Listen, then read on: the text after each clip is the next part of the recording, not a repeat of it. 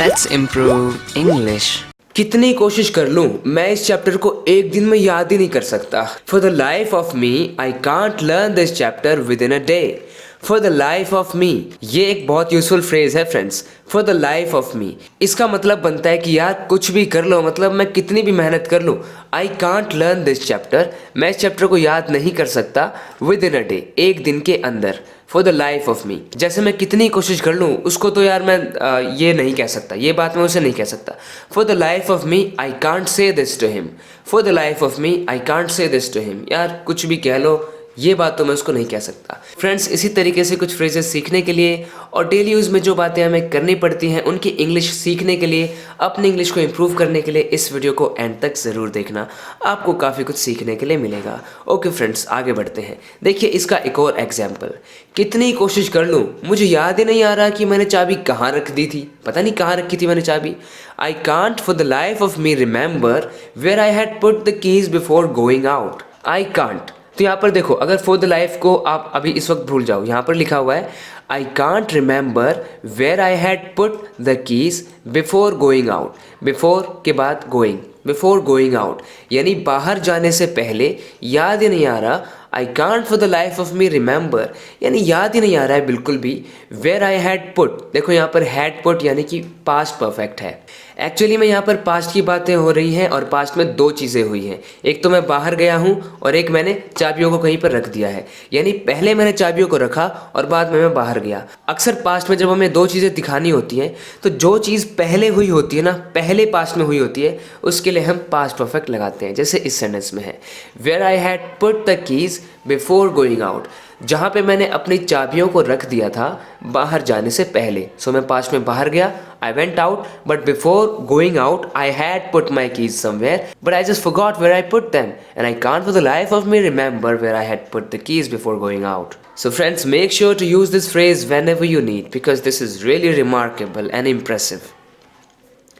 हमारी बहस का सार या फिर कह लो निचोड़ था कि हमें अपनी चीज़ों का समझदारी से इस्तेमाल करना चाहिए. मान लो ऑफिस में बॉस खड़ा होकर ऐसे ऑर्डर दे रहा है, मतलब इस तरीके से कुछ समझा रहे हैं हमें कि हमने जो बहस की है उस बहस में हमने ये सीखा है, उसका सार ये है कि ऐसा ऐसा. The essence of our argument was that we should utilise our resources more wisely. Essence का मतलब होता है मेन पॉइंट, मेन आइडिया, कोई सेंट्रल पॉइंट किसी चीज़ का, यानी हिंदी में जिसे कहते हैं ना सार, जो है निचोड़ है किसी चीज़ का. सेंस, एसेंस है, सार है. The essence of our argument, यानी हमारी बहस का जो मुख्य कारण था, जो मेन मकसद था ना, जो मेन सार था, वो क्या था. उसके लिए वर्ब आया was. That we should utilise our resources more wisely. Utilise करना मतलब सदुपयोग करना, ढंग से यूज़ करना. रिसोर्सेज यानी संसाधन जिन्हें हम कहते हैं, जो भी हमारे पास सामान है उन्हें यूटिलाइज करना है, सही से इस्तेमाल करना है. मोर वाइजली, वाइजली मतलब होशियारी से, समझदारी से. फ्रेंड्स, मैं पूरी कोशिश करता हूँ आपको एक एक चीज़ समझाने की, इसलिए मैं डिटेल में इसको बताता हूँ. सो आप समझ गए होंगे. अगले सेंटेंस पर पढ़ते हैं. उसने अपनी गलती मानने से इनकार कर दिया. अब ये आदमी बड़ा यहाँ पर परेशान होकर बैठा है बेचारा कि उसने तो अपनी गलती मानने से इनकार कर दिया, अब क्या करें. He refused to admit his mistake.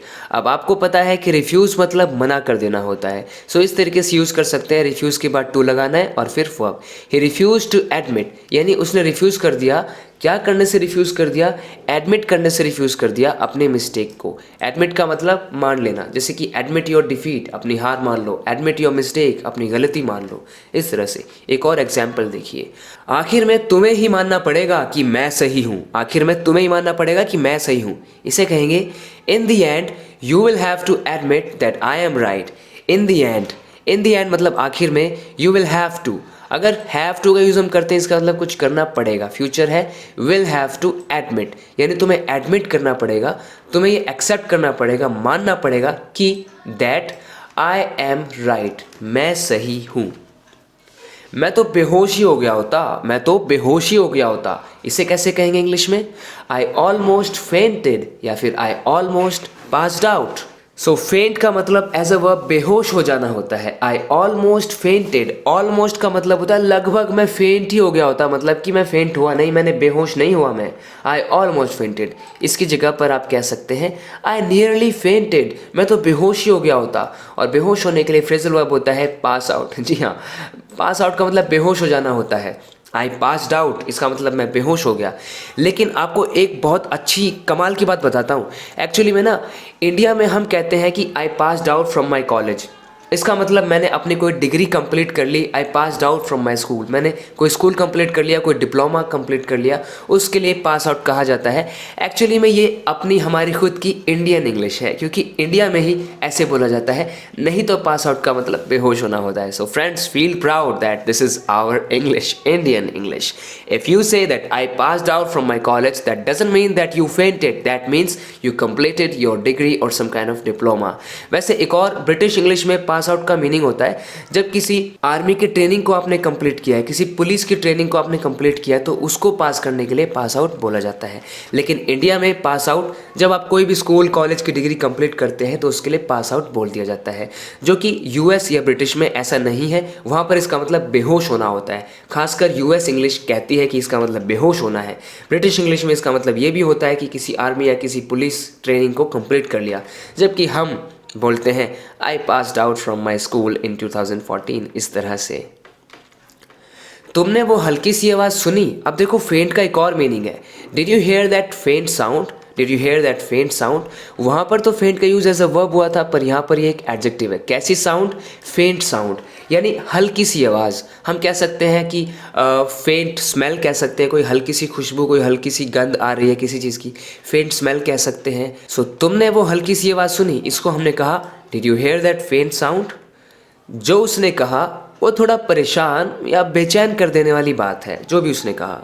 What he told me is a little unsettling, यानी जो उसने मुझसे कहा, यहाँ पर मुझसे भी आना चाहिए हिंदी में, जो उसने मुझसे कहा वो थोड़ा परेशान कर देने वाली बात है। वॉट ही टोल्ड मी, तो जो के लिए हम यहाँ पर ऐसे वॉट लगाते हैं। वॉट ही टोल्ड मी, जो उसने कहा, जो उसने मुझे दिया। वॉट ही गेव मी, जो उसने मुझसे लिया। What he took from me, सो जो उसने मुझे कहा। What he told me is, इसका ये वर्ब आ गया इज़, वो क्या है, अ लिटल अनसेटलिंग, वो थोड़ा सा अनसेटलिंग है। So unsettling is an adjective. If something is unsettling that means it makes you a little worried and it makes you think, it makes you wonder what might have happened. So it is unsettling, you are anxious, you are worried about something. Let's see one more example of this word. उसे बहुत परेशानी या बेचैनी हो जाती है जब भी उसे कोई घूरता है। She always finds it unsettling when someone stairs at her. So how does she feel, she feels unsettling, उसे अनसेटलिंग फील होता है। She always finds it, find मतलब ढूंढना होता है, लेकिन फाइंड का मतलब लगना भी होता है। जैसे she always finds it unsettling, उसे वो बहुत अजीब लगता है, बेचैन कर देने वाली बात लगती है। कब लगती है, व्हेन समवन, जब कोई स्टेयर्स एट हर, उसे घूरता है। ये बहुत इजी तरीका याद करने का। स्टेयर एट होता है, लुक के साथ एट आता है, लाफ के साथ एट आता है। अगर आप किसी चीज़ के ऊपर हंस रहे हो, किसी पर्सन के ऊपर हंस रहे हो, laugh at, stare at, look at, इस तरीके से एट का यूज़ किया जाता है। So she always finds it unsettling. Find का मतलब कुछ लगना भी होता है, जैसे कि मुझे वो मूवी बहुत अच्छी लगी, I found that movie very nice. Find की सेकेंड फॉर्म आई फाउंड। जैसे कि मैंने बोला कि उसे ये क्लास बहुत इंटरेस्टिंग लगती है, he finds this class interesting, very interesting. So यहाँ पर फाइंड का मतलब है उसे लगता है कुछ, उसे ये क्लास इंटरेस्टिंग लगती है।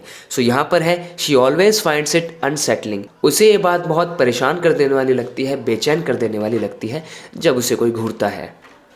तुमने मुझे पहले क्यों नहीं बताया। याद करो, कपल ऐसे फाइट करते रहते हैं हमेशा, जैसे कि ये कह रहा है यार तूने मुझे पहले क्यों नहीं बताया। Why didn't you tell me earlier? Why didn't you tell me earlier? Simple. मुझे मुश्किल से ही अपने लिए टाइम मिलता है। बेचारा काम करता रहता है सारे दिन, कह रहा है मुझे मुश्किल से ही अपने लिए टाइम मिलता है, खुद के लिए भी टाइम नहीं मिलता। I barely get time for myself. barely का मतलब मुश्किल से, यहाँ पर hardly भी आप कह सकते हैं। I barely or hardly get time for myself. I have to do a lot of things and I have a lot of responsibilities that I barely get time for myself. उसके खिलाफ कोई भी एक शब्द नहीं सुनना चाहता। पता नहीं क्या जादू कर दिया उस लड़की ने, उसके खिलाफ तो कोई भी एक शब्द नहीं सुनना चाहता। No one is ready to hear a word against her. No one is ready, simple, no one is ready, कोई भी रेडी नहीं है क्या करने के लिए, टू हेयर अ वर्ड, एक वर्ड सुनने के लिए, एक शब्द सुनने के लिए, अगेंस्ट हर यानी उसके विरोध में, उसके खिलाफ कोई भी एक शब्द नहीं सुनना चाहता। फ्रेंड्स, आपको स्ट्रक्चर्स को समझना है क्योंकि ज़रूरी नहीं है कि एक ही बात आपको कहनी है, अलग अलग तरीके से आपको घुमा फिरा के कहना आना चाहिए। No one is ready to hear word against her, उसके खिलाफ तो कोई वर्ड नहीं सुनना चाहता। आप कह सकते हैं कुछ मत कहना, मैं उसके खिलाफ एक शब्द नहीं सुनना चाहता। Don't say anything, I am not ready to hear a word against her या अगेंस्ट हिम, उसके खिलाफ मैं एक भी वर्ड सुनने के लिए तैयार नहीं हूँ, एक भी शब्द सुनने के लिए तैयार नहीं हूँ। मैं उसे समझा रहा था पर वो तो तैयार ही नहीं था उसके खिलाफ एक भी बात सुनने के लिए। I was trying to explain this to him but he was not ready to hear a word against him और हर। हिम या हर की जगह पर आप कोई नाउन भी लगा सकते हैं, अगेंस्ट राहुल, अगेंस्ट संजय, इस तरीके से। तुम वहां क्यों गए थे ये जानते हुए भी कि वो तुम्हारी मदद नहीं करेगा, इस तरीके से आपको कोई लेक्चर दे रहा है तो कहेगा why did you go there knowing that he would not help you. यहाँ पर नोइंग का मतलब होता है यह जानते हुए, नोइंग जानते हुए, दैट की ही वुड नॉट, पास्ट की बात है। पास्ट में जब हम किसी की कही गई बात को बताते हैं ना, पास्ट में क्या होगा, जब हम फ्यूचर की बात करते हैं पास्ट में, कि पास्ट में किसी ने कहा था कि कुछ होगा तो उसके लिए हम वुड लगाते हैं कि why did you go there, तुम वहाँ क्यों गए, नोइंग ये जानते हुए भी आपके मन में था कि वो आपकी मदद नहीं करेगा। पास्ट में फ्यूचर की बात तो वहाँ पर विल नहीं आएगा, वुड आएगा। Why did you go there, तुम वहाँ क्यों गए थे, नोइंग ये जानते हुए, दैट की he would not help you. Why did you still go there knowing that he would not help you. तुम्हें उस पर आंख बंद करके भरोसा नहीं करना चाहिए था। फिर से लेक्चर दे रहा है, इसे कहेंगे you shouldn't have trusted him blindly. जब आप किसी को रिग्रेट फील करवाते हैं कि ऐसा नहीं होना चाहिए था, वैसा नहीं होना चाहिए था, तब आप शुड हैव का यूज़ कर सकते हैं। शुड हैव नेगेटिव है इसलिए शुड के बाद not, should not have short में शुडंट। यू शुडंट हैव और हैव के बाद वर्ब की third form trusted. You shouldn't have trusted him और कैसे, एडवर्ब है ब्लाइंडली, यानी जैसे कि अंधे हो तुम, आंखें बंद करके उस पर भरोसा नहीं करना चाहिए था। You shouldn't have trusted him blindly. Should have का मतलब होता है कुछ करना चाहिए था, अगर नेगेटिव है तो कुछ नहीं करना चाहिए था, तुम्हें वहां नहीं जाना चाहिए था। You should not have gone there, तुम्हें उस पर विश्वास कर लेना चाहिए था। You should have trusted him. मेरे लिए मुसीबत खड़ी मत करो, इसे कह सकते हैं don't cause trouble for me, don't cause trouble for me.